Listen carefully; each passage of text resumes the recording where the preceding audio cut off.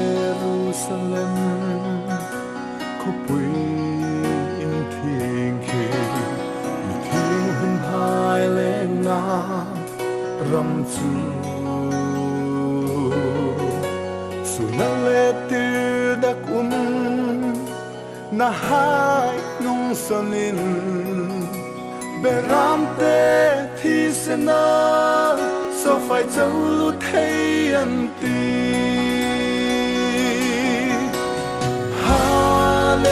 Hallelujah, kasu phai na Christa ti sen, ko buin thing lu thei na hi sen lu, ka thing him na le, ka fel na lo ni ti sen. Hu kat sa tula aloni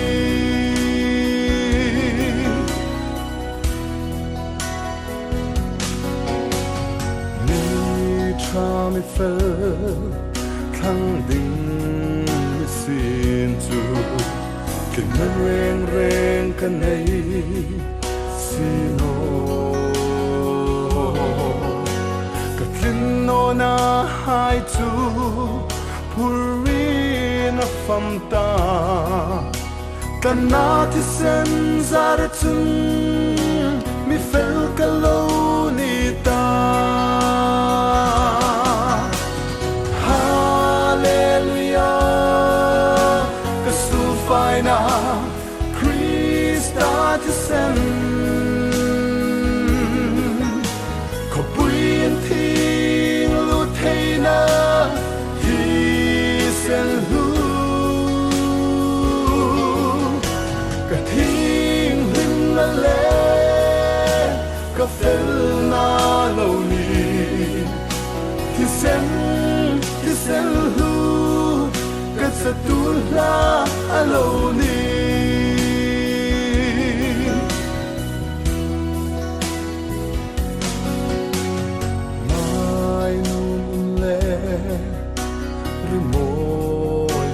xin không chỉ muốn sức linh tu ăn no amin tan na ti sen dài la in oi hi ka thara bin chol na amu thi sen hu a chung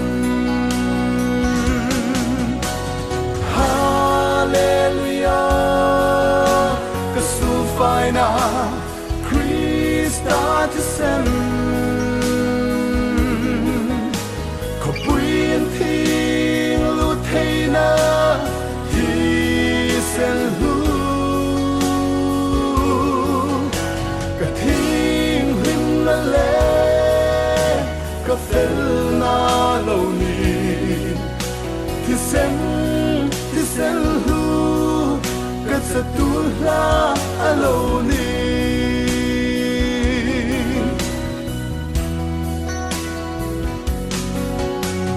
mui hau sak na chang ve no lang khom ro hu Christa kan nei ta si